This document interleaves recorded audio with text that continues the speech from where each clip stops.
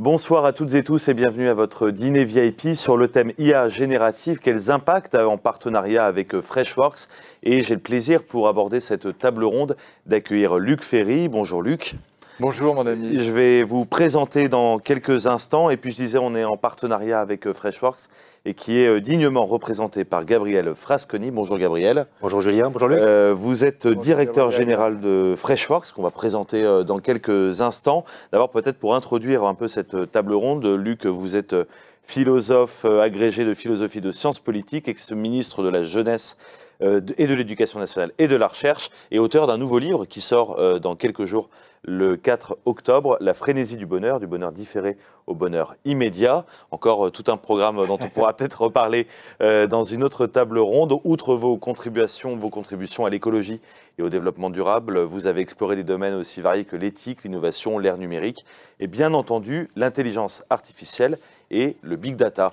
Et puis Gabriel, je le disais, on a le plaisir de vous recevoir avec Freshworks, qu'on va présenter là aussi dans quelques instants. On va parler d'IA générative qui bouscule nos habitudes, les managers, leurs collaborateurs, l'entreprise également, avec parfois des craintes. Et on va essayer aussi de rassurer, de montrer où sont les solutions. Peut-être d'abord, est-ce que vous pouvez nous dire ce que fait véritablement Freshworks aujourd'hui ? On est un éditeur de logiciels dans le cloud, dans SaaS. Notre métier, il est double. On adresse la relation client, ce qu'on appelle l'expérience client. Donc, on est un éditeur logiciel qui permet à nos clients de mieux servir, de mieux répondre aux attentes de leurs clients. On commentera justement sur la partie IA générative, comment est-ce que dans la relation client, on atteint plus d'efficacité, tant pour servir ses clients et aussi pour améliorer la vie des collaborateurs. Et l'autre pan, c'est au-delà des clients, c'est aussi les employés. Donc comment améliorer l'expérience employée, c'est notre métier, notre logiciel s'attaque de front à ces deux volets, les clients et les employés. Finalement, dans l'entreprise, on va vous retrouver à deux endroits, côté IT, côté expérience client, c'est bien ça ? Exactement. Donc la partie expérience employée, dans le jargon technique, on va parler d'ITSM, ticketing interne. Et là, c'est plutôt les DSI qui vont être intéressés par ce type d'outils. Et dans l'expérience client, on va adresser les directions de la relation client, qu'elles sont en charge d'améliorer l'expérience avec leurs clients. Luc, on le disait, on va parler d'IA générative. L'intelligence artificielle, de façon générale, peut parfois faire peur, notamment aux directions générales qui peuvent avoir le sentiment de ne pas maîtriser le sujet, d'une part, et puis d'autre part aux collaborateurs. On parle toujours du remplacement des collaborateurs par l'IA. Quel est votre regard là-dessus? Comment on peut rassurer aussi les directions générales? Alors, il y a eu des études, vous avez vu, il y a une étude de Goldman Sachs disant que 300 millions d'emplois seraient supprimés. Il y a eu un livre très intéressant de Daniel Susskind, un chercheur à l'université d'Oxford, disant lui aussi que, en gros, le livre s'appelle Un monde sans travail. En fait, c'est presque un monde sans emploi. Voilà, et donc qui essaye d'analyser la manière dont ces IA génératives qui sont incroyablement performantes vont attaquer un certain nombre d'emplois. Et ce qui explique... alors, je vous dis deux choses.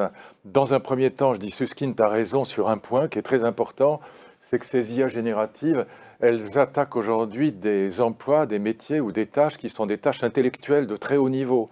Autrement dit, des radiologues, des géomètres, par exemple dans l'architecture, dans le BIM, les géomètres, des experts comptables, donc plutôt des bacs plus 10 que des bacs moins 10. Bon.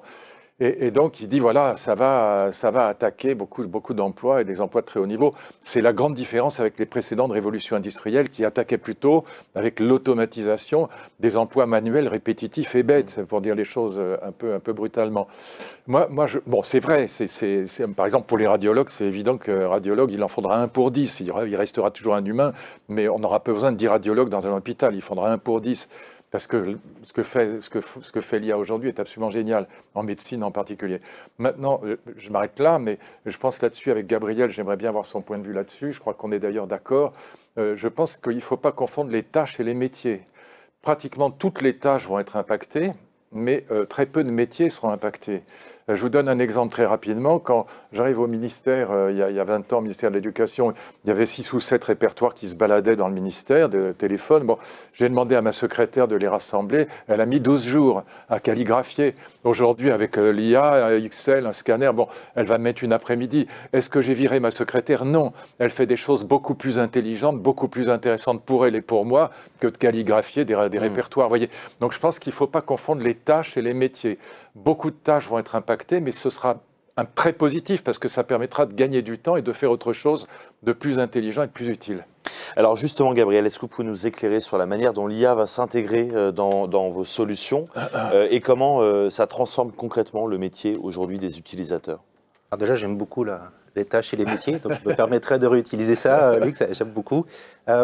On a une grande capacité d'innovation chez nous. Et effectivement, ChatGPT, parce qu'il y a l'IA générative où on n'en a jamais entendu parler avant ChatGPT, c'est arrivé dans tous les foyers presque en une semaine ou deux. Oui, c'est ça, ouais. Et c'était une des premières fois, je pense, presque dans l'histoire, où quelque chose arrivait aussi massivement auprès de tous les foyers. Ça, c'était en début d'année. Donc nous, on a dû réagir très vite et on a tout de suite vu un besoin marché, une attente de la part de nos clients. Et effectivement, pour réaliser un certain nombre de tâches répétitives à très faible valeur ajoutée. Je vais prendre des exemples. Il y a 2 semaines, on a organisé un déjeuner avec des journalistes. On a 2 témoignages de nos clients. Le premier, c'était Culligan, spécialiste de la distribution et du traitement de l'eau. Dans leur processus de relation client, ils ouvrent une hotline et les clients peuvent laisser des messages vocaux. Et leurs collaborateurs arrivaient le matin, écoutaient les messages vocaux et dit « Ah, c'est pas pour moi, c'est à un collègue de le traiter ». Donc, ils transféraient le message vocal qui était réécouté par un collègue. Des fois, il était transféré 2-3 fois. On a mis une IA qui permet d'analyser le message vocal, de le transcrire en texte, d'analyser le texte et du coup de l'orienter à la bonne personne. Ils ont gagné 95% de productivité sur l'affectation de la tâche. Ils ont viré personne. Juste les personnes qui arrivaient le matin, ils arrivaient à reculons, ils disaient « Il faut encore que j'écoute tous les messages, ça va me prendre du temps, c'est 0 valeur ajoutée. Et pendant que je fais ça, je ne sers pas mes clients. » Donc ça a permis d'améliorer l'expérience de leurs employés, mais également de leurs clients, parce que vu que je dégage du temps, je peux passer du temps à réduire mes temps d'attente lorsque j'ai des clients qui sont vraiment en souffrance pour pouvoir les aider. Un autre témoignage de la part de notre client qui est Digitrips. Digitrips, c'est la maison mère de Mr. Fly, qui est un petit peu plus connue. C'est une agence de voyage online. Et une des problématiques des agences de voyage dans une relation client, c'est que lorsqu'on a une demande, elle n'est pas résolue tout de suite. Si je prenais l'exemple de Luc qui veut faire un voyage le 15 novembre, ah, je dois décaler au 17, mais en fait, ma femme ne vient pas, je viens avec mes enfants, mon chien, et finalement, c'est le 18. Il y a une quinzaine, vingtaine, des fois, plus d'échanges entre un collaborateur et le demandeur, parce que c'est la nature du monde du voyage. C'était toujours le même collaborateur qui traitait la demande, en l'occurrence de Luc, mais en fin de journée, si ce n'était pas résolu, ça transférait auprès d'une autre personne le lendemain. Il fallait faire un résumé. Donc tous les soirs, les collaborateurs faisaient un résumé de tout ce qui avait été dit. C'est pénible, c'est une tâche à 0 valeur ajoutée. Ils ont mis une IA générative que nous avons développée cette année, qui génère un résumé automatique. Et donc ça fait gagner en moyenne, ils l'ont mesuré, ils ont des taux de succès de plus de 90%, et ça fait gagner en moyenne 30 minutes par collaborateur. Là encore, la satisfaction de l'employé qui évite les tâches répétitives. L'exemple Sans virer personne, il faut bien le dire.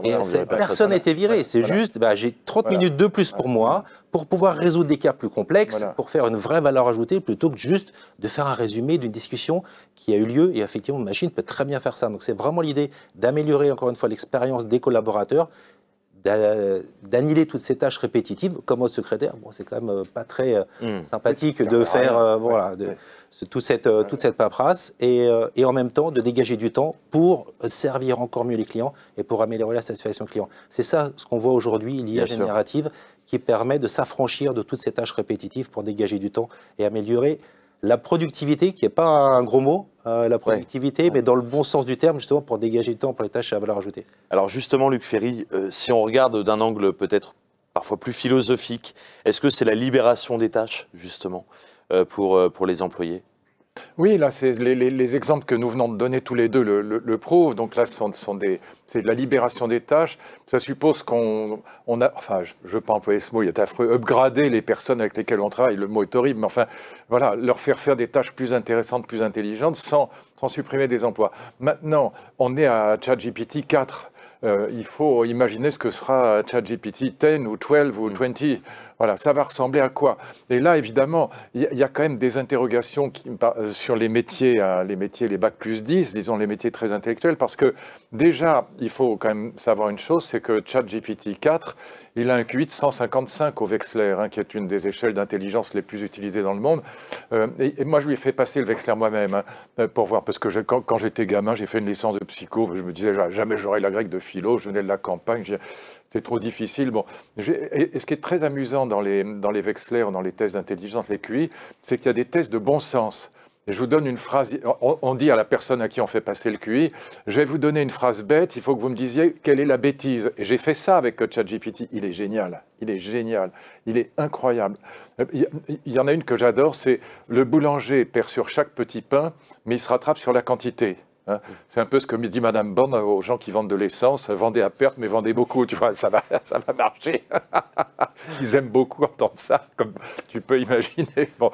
Alors, en 4 secondes, ChatGPT me sort la réponse, il me dit c'est une très mauvaise interprétation de la logique du fonctionnement des entreprises. Comme SIC, plus il vendra de petits pains, plus il perdra, il va faire faillite. 4 secondes. 50% des Français mettent un quart d'heure à trouver la réponse. Et encore, ils n'y arrivent pas tous. Oui, effectivement. Donc voilà, il y a quand même, quand on aura le numéro 10 ou le 20, il y aura quand même des métiers qui seront très, très impactés, malgré tout. Pas tous, encore une fois, mais il y aura quand même un problème de savoir si l'humain ne va pas être remplacé par cette machine.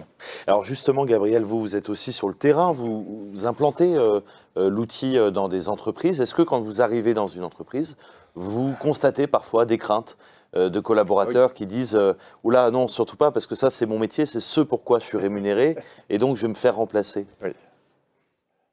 Objectivement, pas encore. Ouais. Parce que lorsqu'on...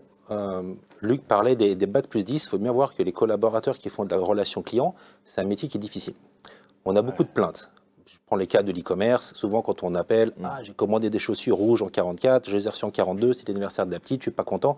Donc, c'est un métier où on gère souvent des plaintes. Et si on peut en plus dégager ces tâches répétitives de leur fardeau, honnêtement, on améliore vraiment le quotidien de ces personnes. C'est vraiment un métier qui est très difficile. Beaucoup de copier-coller, beaucoup de tâches rébarbatives.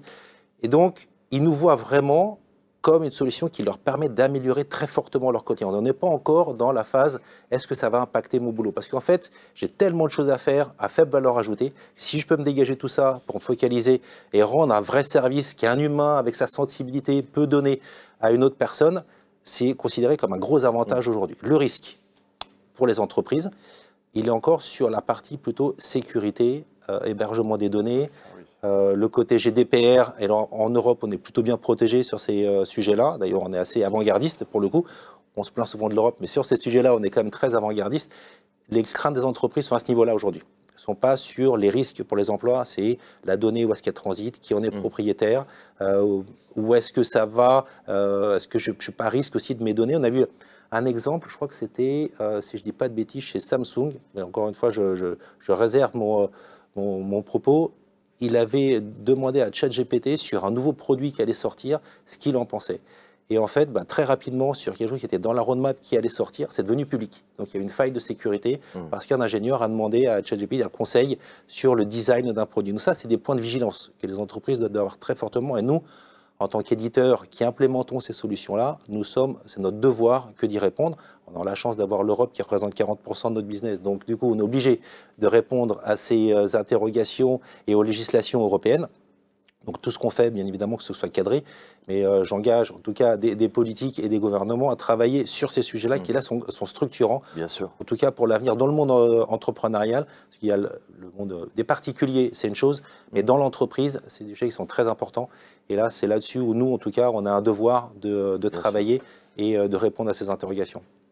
Luc Ferry, selon vous, comment tout cela, l'IA et l'IA générative, a impacté notre perception finalement du travail ?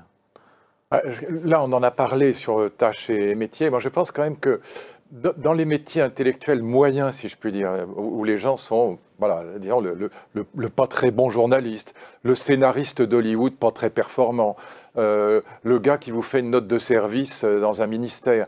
Là, ChatGPT est bien meilleur, c'est ça le problème. En plus, il coûte quasiment rien, il travaille 24 heures sur 24, il n'est pas syndiqué à la CGT, et donc il est quand même très inquiétant pour ces gens-là. Vous voyez, par exemple, la grève des scénaristes d'Hollywood, bon, elle vient de se fermer, ils ont réussi à avoir un accord, mais néanmoins, pour un scénariste basique, ChatGPT, c'est un vrai concurrent. Il est quand même, il est génial, quoi. Il vous sort des scénarios de films. Moi, mon meilleur ami, c'est Eli Chouraki. On a regardé ensemble des scénarios de films. On lui demande de donner des conseils aux metteurs en scène. Bon, il est vraiment quand même très, très inquiétant dans des métiers intellectuels, mais faits par des gens qui ont des métiers un peu basiques, un peu moyens. Là, ceux-là vont être touchés. La solution, c'est quoi pour eux? C'est de se transformer? Non, la solution, c'est d'abord au niveau de l'éducation nationale. Et moi, j'en parlerai avec notre nouveau ministre que j'aime bien, la Gabrielle Attal. On a déjà commencé à en parler. Il faut préparer nos enfants, s'ils n'ont pas un talent très grand, s'ils ne sont pas passionnés d'art, de sciences, de littérature, que sais-je, de philosophie, de langue vivante, s'ils n'ont pas une vraie passion, de sport aussi, mais dans ce cas-là, il faut les envoyer vers des métiers qui associeront la tête, le cœur et la main. Les métiers qui associeront l'intelligence, le savoir-faire manuel, la main et les relations humaines ne disparaîtront pas. Je vais être très clair, le radiologue disparaîtra avant le généraliste en médecine et le généraliste disparaîtra avant l'infirmière. Pour retourner quelqu'un, lui piquer le cul en lui disant que ça lui fera pas mal, ce qui est un mensonge, il faut un humain, la machine, le robot, même boosté par ChatGPT, sait pas faire ça bien. Et donc, ces métiers-là, tête, cœur, main, ne disparaîtront pas de sitôt. Ils ne seront pas très attaqués par l'intelligence artificielle générative. Voilà. Donc, je pense qu'il faut qu'on y réfléchisse. Il y a un débat qui est à la fois scientifique et presque métaphysique qui vient après, mais qui nous touche directement et qui touche directement la question que vous posez. Est-ce qu'on va aller vers une IA forte? Ça, c'est la vraie question quand même. Est-ce qu'à force... Parce qu'on est quand même dans des disruptions, comme on dit maintenant. Parce que ChatGPT, personne ne l'avait vu venir, en vérité. Ça nous est tombé dessus. Ça a gagné 2 milliards d'individus en quelques semaines ou quelques mois. C'est dingue ce qui s'est passé. Personne n'avait prévu les LLM. Yann Lequin, d'ailleurs, a été un peu vexé parce qu'il a dit « Oh, mais ça ne durera pas, voilà, parce que ce n'est pas lui qui l'a inventé. » Enfin, je dis ça. Peut-être que c'est une interprétation psychologique, mais c'est un peu comme ça que j'ai compris ces critiques de ChatGPT. Mais donc, est-ce qu'un jour on arrivera au fond à une post-humanité, c'est-à-dire à une IA qui aura la conscience de soi et des émotions comme un être humain? Par exemple, mon ami Laurent Alexandre, moi je me dispute avec lui là-dessus depuis des mois, moi je ne crois pas du tout à ça, mais lui est convaincu qu'on ira un jour vers une IA forte. En tout cas, ce qui est certain, c'est qu'on ira vers une IA qui ne sera pas seulement générative, mais qui sera généraliste. Oui. Autrement dit, qui fera tout mieux que nous. Ouais. Moi, je crois que ça restera une machine, parce que j'ai jamais vu des équations mathématiques ou des fonctions mathématiques tomber amoureuses, donc j'y crois pas. Mais néanmoins, on aura des IA généralistes qui seront capables de tout faire mieux que nous. Bien sûr. Et là, évidemment, combien de temps ça prendra? À mon avis, ça peut aller assez vite. Et là, évidemment, il y aura quand même un impact sur les humains, si j'ose dire, moyens. Pardon, parler comme ça, c'est pas bien. Je sais que je risque de me faire taper dessus, mais voilà, sur les tâches intellectuelles moyennes, ça peut avoir un impact qui peut toucher quand même certains métiers, oui. Gabriel, est-ce que vous voyez cette nécessité dans les entreprises finalement d'être accompagnées sur ces sujets-là aussi? Alors d'être accompagné, on voit aussi des nouveaux métiers qui apparaissent. Ah oui, oui, ça c'est important. Oui. Et les nouveaux métiers qui apparaissent, comme souvent, alors moi j'ai des petits-enfants encore à la maison, et souvent on dit qu'est-ce que tu veux faire plus tard? Moi je réponds souvent, il faut un métier qui n'existe pas aujourd'hui. Bien sûr. Et en particulier, un nouveau métier qui est arrivé avec l'IA générative, c'est le prompt engineer. Je ne sais pas le traduire en français. C'est celui qui pose les bonnes questions. C'est celui qui pose les bonnes questions. Donc peut-être qu'on trouvera un titre peut-être plus élégant. Oui. En anglais aussi, Luc est plus fort que moi. Et des très bien payé maintenant. Et des jobs de prompt engineer sont extrêmement bien payés. Et ça a l'air ridicule que on va poser une question à une IA générative, tout le monde peut le faire. Mais après. Voilà, comment est-ce qu'on pose la question? Comment on pose une question un petit peu plus intelligente, bien documentée? Et là, du coup, pour avoir la meilleure réponse possible, et c'est ça, et là, effectivement, c'est des jobs extrêmement bien payés, très, très demandés, et qui sont presque, en plus, ce qui est intéressant, à la portée du premier venu. Parce que finalement, poser une question, tout le monde ici peut poser une question. Oui, et ça, c'est intéressant aussi. Ça bouleverse un petit peu les codes. Luc parlait d'éducation tout à l'heure, mais pour avoir ces prompt engineers très bien payés, est-ce qu'on a besoin de faire des grandes études?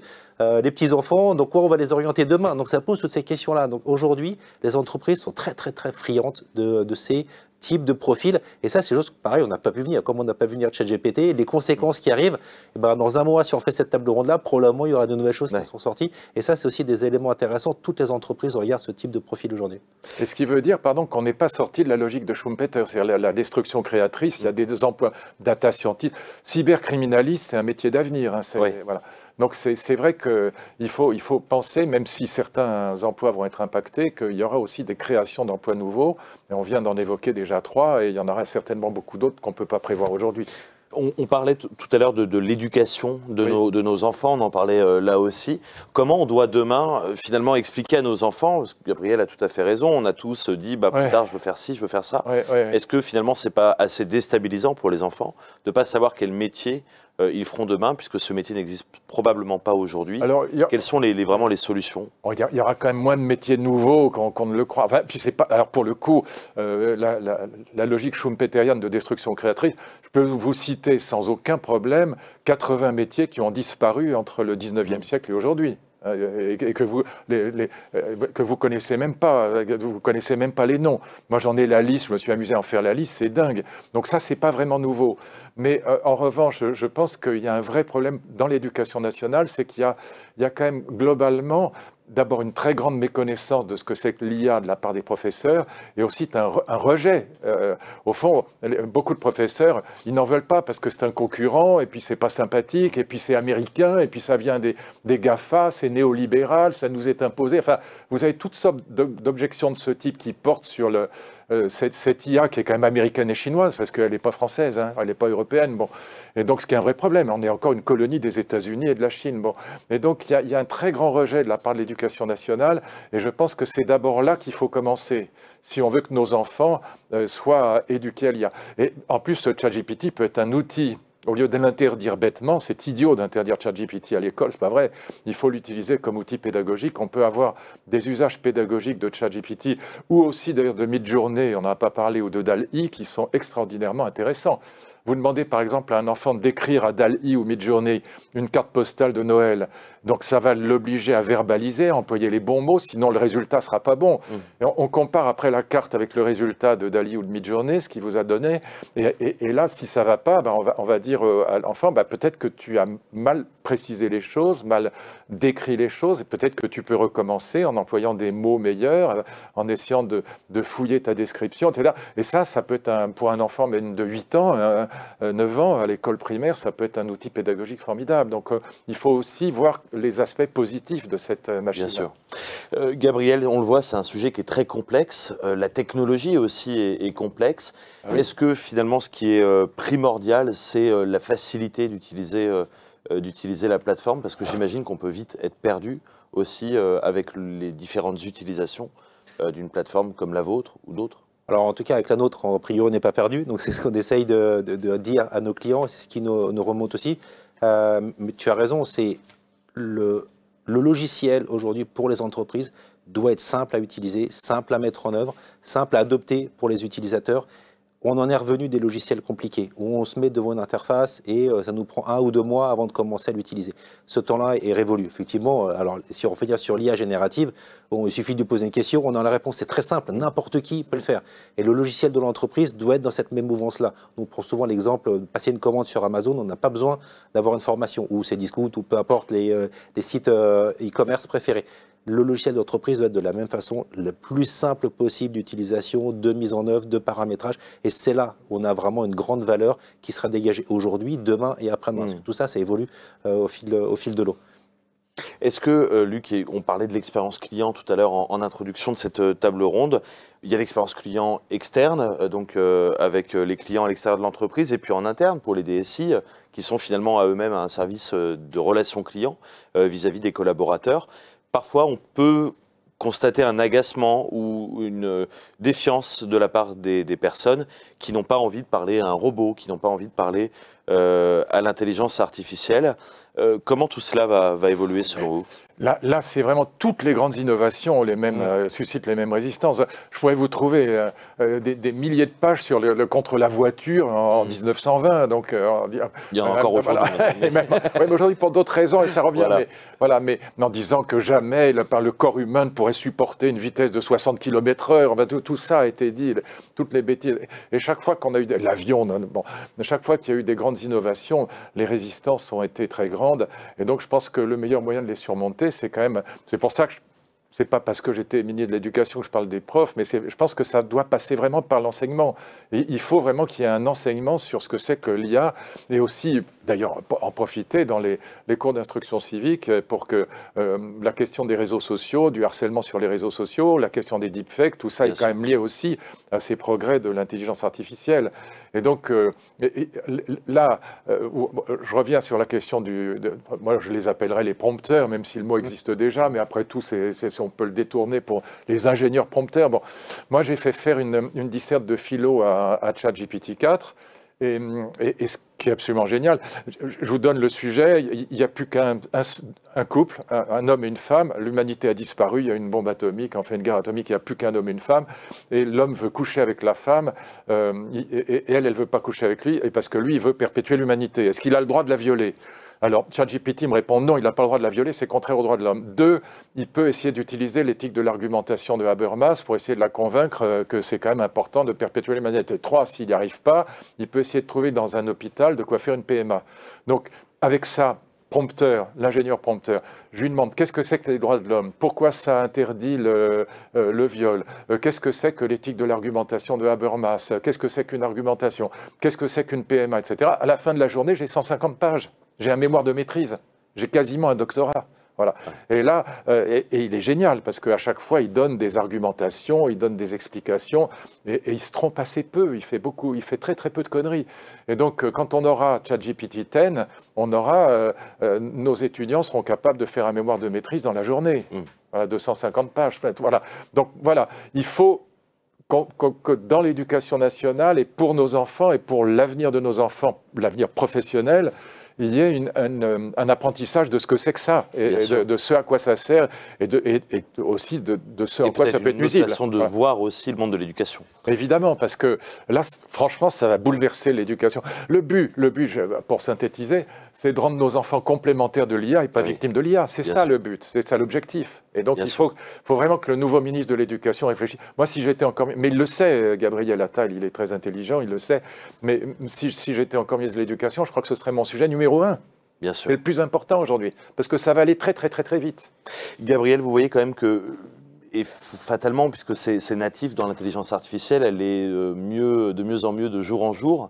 Donc l'IA d'aujourd'hui est bien meilleure que celle d'hier. Ah oui. Est-ce que vous constatez dans les entreprises peut-être une accélération des demandes sur des outils d'IA dans la relation client, encore une fois, interne ou externe ? On n'a pas une seule conversation où on ne parle pas d'IA. Alors d'IA générative, parce qu'aujourd'hui tout le monde parle d'IA. Oui. On a toujours fait de l'IA d'automatisation, if, then, enfin si, alors, ben, ça c'est de l'automatisation. Aujourd'hui c'est rebrandé IA. Bon, ce qui est nouveau, et ça existait depuis quand même pas mal d'années. Ce qui est intéressant, c'est l'IA générative. C'est ce qui est nouveau en tout cas. Et on n'a pas une seule discussion où effectivement les clients nous posent la question l'IA générative. Le corollaire, je viens tout à l'heure, enfin la question successive, les données elles sont émergées où, comment vous structurez ça, comment est-ce que je protège ma donnée. Donc c'est vraiment l'interrogation qui vient. On n'est pas du tout encore sur le job, est-ce qu'il est impacté, il est sur la partie sécurisation de la donnée. Et c'est vraiment ça aujourd'hui le point de vigilance. Mais oui, on a des discussions tout le temps, ça s'accélère beaucoup. Et c'est aussi notre responsabilité, parce que nous, c'est notre métier en tout cas de fournir ces solutions-là. On commence à avoir un peu d'expérience et ces retours d'expérience, nous, nos clients, souvent quand ils font un projet, ils en font tous les 3 à 5 ans. Donc c'est aussi à nous, c'est notre devoir et notre métier d'apporter cette expertise-là, ce retour d'expérience qui est assez récent. On a tous quelques mois derrière nous, mais ça s'accélère très vite pour partager les bonnes pratiques, ce qu'il faut faire, qu'il faut potentiellement moins faire, les résultats positifs, où est-ce qu'on les a, la conduite au changement, l'éducation auprès de différents collaborateurs avec ces ingénieurs prompteurs. Voilà, peut-être qu'on va trouver le nouveau mot aussi ce soir, pour communiquer encore mieux. Donc tout ça, on apprend en marchant finalement, et nous, on a un petit peu un devoir d'éducation aussi auprès de nos clients, parce qu'on a un petit peu cette prétention d'être expert sur ce domaine, alors expert jeune encore aujourd'hui, mais vu qu'on en voit beaucoup plus, c'est ce qu'on essaie de partager aujourd'hui sur le marché. Bien sûr. Luc, pour boucler cette boucle et cette table ronde, on a beaucoup parlé du monde de l'éducation et de la vision de l'IA. Selon vous, c'est quoi votre vision de l'IA pour demain, en dehors du monde de l'éducation, et notamment dans l'expérience client, encore une fois, interne ou externe. Quelle sera l'expérience du client de demain? Ça va être des gains de productivité probablement considérables, donc des gains de temps aussi probablement considérables. Ça supposera une formation pour les salariés, encore une fois, upgrader, je n'aime pas le mot parce qu'il est horrible pour parler d'humain, mais, oui, mais non, mais c'est améliorer, c'est pas simplement augmenter, c'est améliorer, c'est mieux former, c'est rendre plus... Voilà, plus intelligent d'une certaine manière, au sens étymologique du terme. Et c'est vrai que le problème qui va augmenter, Gabriel l'a dit, c'est un formidable pompeur de données. Donc ça, c'est très dangereux. La question du droit de propriété est évidemment, c'est très proche, mais elle est absolument éminente aujourd'hui. D'ailleurs, les scénaristes aux États-Unis, ça touche aussi la question du droit de propriété, parce que ces machines s'entraînent sur des œuvres d'art, sur des textes qui ne leur appartiennent pas. Donc, alors, on peut dire que les humains font ça depuis toujours, mais la question du droit de propriété, la question des deepfakes va devenir absolument cruciale. Parce que les deepfakes sont aujourd'hui avec 4 mots de vous et quelques images, on peut fabriquer une deepfake aujourd'hui qui est absolument indécellable, sauf peut-être par une machine extraordinaire, mais pas par un humain. Et donc ça va être extraordinairement dangereux parce que vous pouvez ruiner la réputation d'une entreprise, du chef d'entreprise, d'un salarié, bon, d'une personne. Hein, voilà. Je peux vous mettre avec... Il y a des acteurs américains qui se sont retrouvés dans des pornos qu'ils n'avaient jamais fait, d'ores et déjà. Bon, il y a des débits de deepfakes. Vous avez vu les deepfakes de Macron? Elles sont géniales, elles sont parfaites. Bon. Et donc, il y en a autant qu'on veut. Vous pouvez déclencher une guerre avec ça, bon, à la limite. Bon. Et donc, je pense qu'il y a quand même des problèmes de régulation qui vont se poser. Et que pour l'instant, en effet, ce n'est pas tellement la question des jobs attaqués, c'est la question de la régulation. Sur des questions qui touchent les entreprises. Ce n'est pas simplement moral, c'est aussi le droit de propriété et pompage de données. Donc ça, c'est vraiment une urgence. L'IA Act s'en occupe aujourd'hui, ils sont en train de travailler, mais comme toujours, bon, ils arrivent un peu comme les carabiniers. Gabriel, votre vision pour l'expérience client de demain et la vision de Freshworks sur le sujet? Moi, je parlais sur la valeur perçue, sur la vision. On va accélérer, et on le voit aujourd'hui sur les premiers retours, des clients beaucoup plus satisfaits, servis beaucoup plus rapidement. Et tu posais la question tout à l'heure sur est-ce que j'ai envie de discuter avec un robot? En fait, est-ce que j'ai besoin de discuter avec un humain pour avoir une réponse simple et finalement une machine peut me donner? Qu'est-ce qui m'intéresse le plus? C'est d'avoir une réponse rapide, je sois servi rapidement, efficacement, ou de discuter avec une personne. C'est la finalité qui est intéressante, ce n'est pas le moyen. Et aujourd'hui, notre vision, c'est une grande amélioration de la satisfaction des clients, de la rétention client, des clients qui vont potentiellement consommer plus aussi s'ils sont plus satisfaits de leurs produits, et des collaborateurs qui vont rester plus longtemps dans les entreprises parce qu'on leur a enlevé toutes ces tâches rébarbatives qui, en fin de journée, ça impacte le moral des troupes. C'est ça notre vision, une vision, j'espère en tout cas très positive, sur le côté vertueux que l'IA générative peut emmener auprès des entreprises, avec, encore une fois, le garde-fou qu'on doit tous avoir, et c'est notre métier, pour faire en sorte que ce soit fait dans le respect des normes, et en particulier les normes européennes qui sont assez avant-gardistes sur le sujet. Merci beaucoup Gabriel Frasconi, directeur général de Freshworks. Merci beaucoup Luc Ferry.